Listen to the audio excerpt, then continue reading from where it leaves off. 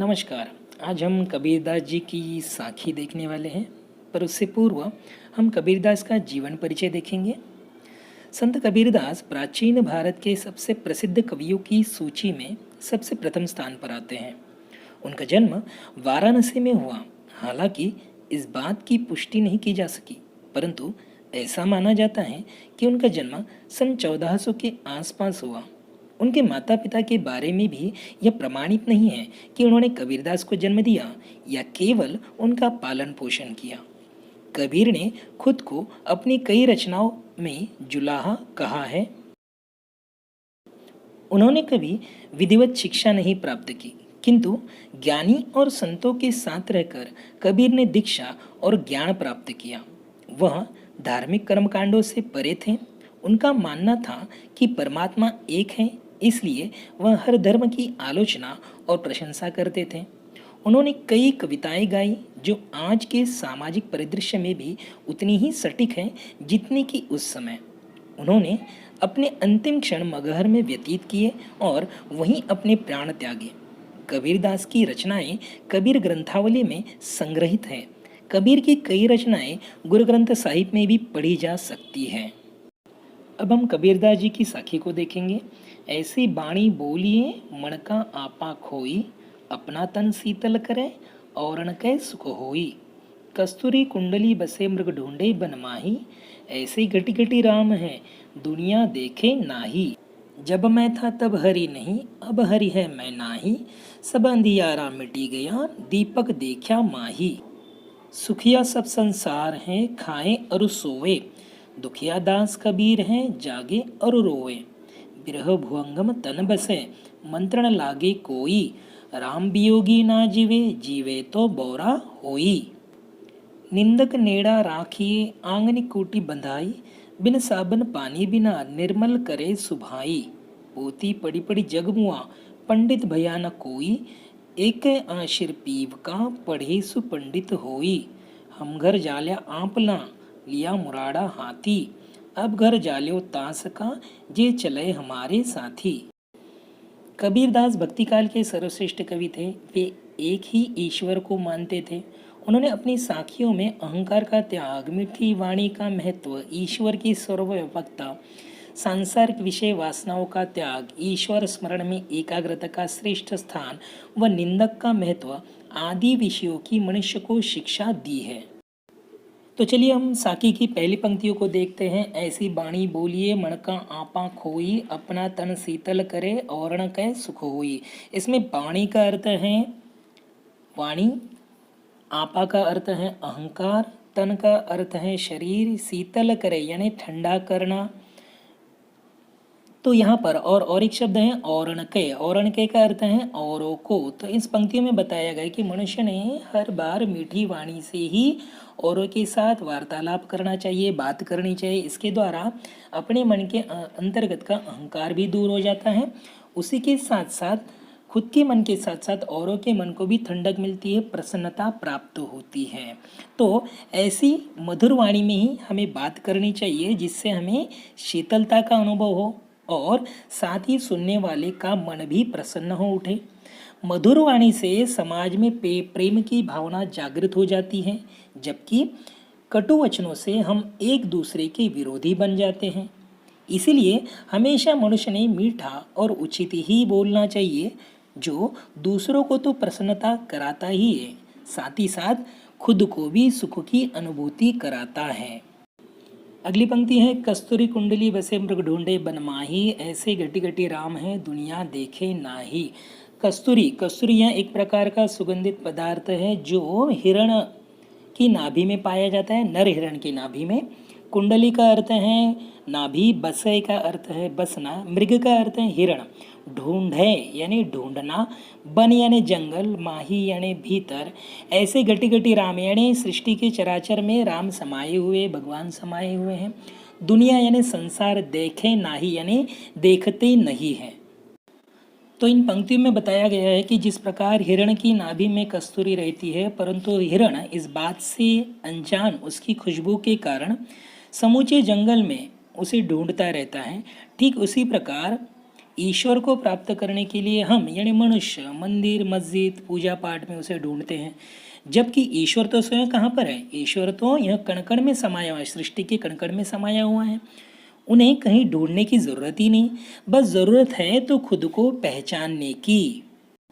अगली पंक्ति देखेंगे, जब मैं था तब हरि नहीं, अब हरि है मैं नाही, सब अंधियारा मिटी गया दीपक देखा माही।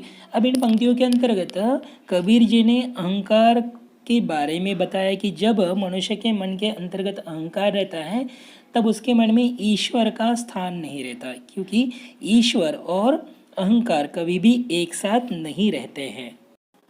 कबीर जी कह रहे हैं कि जब तक मनुष्य में अहंकार यानी मैं रहता है तब तक वह ईश्वर की भक्ति में लीन नहीं हो सकता। और एक बार अगर जो ईश्वर की भक्ति में पूर्ण रूप से लीन हो जाता है, उस मनुष्य के अंदर कोई भी अहंकार शेष नहीं रहता और खुद को नगण्य सामान्य समझने लगता है। जिस प्रकार दीपक के जलते ही पूरा अंधकार मिट जाता है और चारों तरफ प्रकाश फैल जाता है, ठीक उसी प्रकार भक्ति के मार्ग पर चलने से मनुष्य के अंदर व्याप्त अहंकार मिट जाता है। अगली पंक्ति है, सुखिया सब संसार है खाए और सोए, दुखिया दास कबीर है जागे और रोए। यहाँ पर सुखिया का अर्थ है सुखी, सब यानी समूचा, संसार यानी दुनिया, खाए यानी खाना, अरु यानी और, सोए यानी सोना, दुखिया यानी दुखी, दास यहाँ पर भक्त या सेवक के रूप में आया है कबीर जी के लिए, जागे यानी जागना, अरु यानी और, रोवे यानी रोना। इन पंक्तियों में कबीर ने समाज के ऊपर व्यंग्य किया है। वे कहते हैं कि सारा संसार किसी झांसे में जीवन जी रहा है, लोग खाने और सोने में अपना सुख समझ रहे हैं, उन्हें किसी बात की चिंता ही नहीं है, वे सिर्फ खाने व सोने से ही खुश हो रहे हैं। जबकि सच्ची खुशी तो तब प्राप्त होती है जब आप प्रभु की आराधना में लीन हो जाते हो, यानी ईश्वर की आराधना में लीन हो जाते हो। परंतु यह भक्ति का मार्ग इतना भी आसान नहीं है। इस वजह से संत कबीर को जागना एवं रोना पड़ रहा है। बिरह भुवंगम तन बसे मंत्रण लागे कोई, राम वियोगी ना जीवे जीवे तो बौरा होई। बिरह यानी विरह, भुवंगम यानी सांप, तन यानी शरीर, बसे यानी बसना, मंत्रण लागे कोई यानी किसी भी तरह की दवा का असर न होना, राम वियोगी यानी ईश्वर से बिछुड़ा हुआ, जीवे जीवे तो बौरा हुई, अगर जीवित भी रहता है तो पागल की भांति कहलाया जाएगा। यानी विरह रूपी सांप अगर डंक मारता है तो उस पर किसी भी तरह की दवा का असर नहीं होता, और राम से बिछड़ा हुआ अगर कोई व्यक्ति जीवित भी रहता है तो वह पागल की भांति कहलाया जाएगा। यानी अगर कोई एक व्यक्ति अपने प्रेमी से बिछड़ जाता है तो उसकी पीड़ा पर किसी भी तरह की मंत्र या दवा का असर नहीं होता। ठीक उसी प्रकार अपने प्रभु से बिछड़ा हुआ कोई भी भक्त क्यों ना हो, उसमें प्रभु के अलावा कुछ शेष बचता ही नहीं है। अपने प्रभु यानी ईश्वर से बिछड़कर अगर वह जीवित भी रह जाता है तो अपने प्रभु की याद में वह पागल हो जाता है। निंदक नेड़ा राखिए आंगनी कोठी बंधाई, बिन साबन पानी बिना निर्मल करे सुभाई। यहाँ पर निंदक का अर्थ है निंदा करने वाला, नेड़ा का अर्थ है करीब, रखिए का अर्थ है रखना, आंगनी यानी आंगन में, कूटी बंधाई यानी खूंटे से, बिन साबन पानी बिना निर्मल करे सुभाई, क्योंकि इन्हीं व्यक्तियों के द्वारा आप आपके अंतर्गत की कमियों को दूर कर सकते हो। जैसे कि कबीरदास जी के अनुसार जो व्यक्ति हमारी निंदा करते हैं उनसे कभी दूर नहीं भागना चाहिए, बल्कि हमें हमेशा उनके समीप ही रहना चाहिए, करीब ही रहना चाहिए। जैसे हम किसी गाय को अपने आंगन में खूंटे से बांध कर रखते हैं, ठीक उसी प्रकार ही हमें निंदा करने वाले व्यक्ति को अपने पास रखने का कोई प्रबंध कर लेना चाहिए, कोई इंतजाम कर लेना चाहिए, जिससे हम रोज उनसे अपनी बुराइयों के बारे में जान सकेंगे और अपनी उन गलतियों को दोबारा न दोहराने से बच सकेंगे। इस प्रकार हम बिना साबुन और बिना पानी के ही खुद को निर्मल बना सकते हैं और खुद की कमियों को दूर कर सकते हैं। पोथी पढ़ी पढ़ी जग मुआ, पंडित भया न कोई, एके आशीर पीव कहाँ पढ़े सु पंडित होई।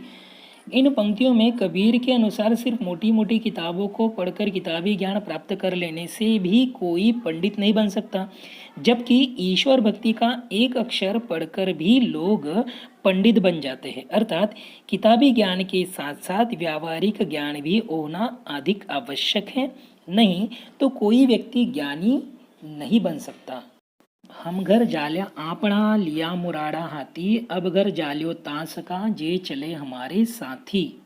यहाँ पर जाल्या का अर्थ है जलाना, आपणा का अर्थ है खुद का, मुराड़ा का अर्थ है मशाल।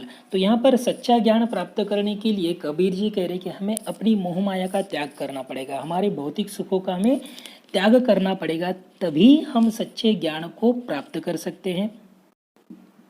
कबीर के अनुसार उन्होंने खुद ही अपने मोह माया रूपी घर को ज्ञान रूपी मशाल से जलाया है। अगर कोई उनके साथ भक्ति की राह पर चलना चाहता है तो कबीर अपनी इस मशाल से उसका घर भी रोशन करेंगे, अर्थात अपने ज्ञान से उसे मोह माया के बंधन से मुक्त करेंगे। तो निष्कर्ष रूप से हम देख सकते हैं कि परमात्मा और अहंकार एक साथ नहीं रह सकते हैं। अहंकार को हमें त्यागना चाहिए, मीठी वाणी को अपनाना चाहिए। ईश्वर यह घट घट में समाहित है, ईश्वर का स्थान हमारे यानी मनुष्य के हृदय में है। सांसारिक विषय वासनाएं यानी साथ ही साथ हमें भौतिक सुखों को त्यागना चाहिए। सांसारिक ज्ञान एवं पोथियों की अपेक्षा ईश्वर स्मरण में हमें अधिक एकाग्रता को स्थान देना चाहिए। निंदक के महत्व के बारे में बताया उन्होंने है कि निंदक को हमेशा हमें करीब ही रखना चाहिए, क्योंकि उसी के द्वारा हम क्या कर पाएंगे, हमारी कमियों को पहचान कर उन्हें दूर कर पाएंगे। सांसारिक मोह को हमें त्यागना चाहिए। और अंत में परमात्मा प्रेमी ईश्वर के विरह में हमेशा दुखी ही रहते हैं, यह उन्होंने हमें इन पंक्तियों के माध्यम से बताया है।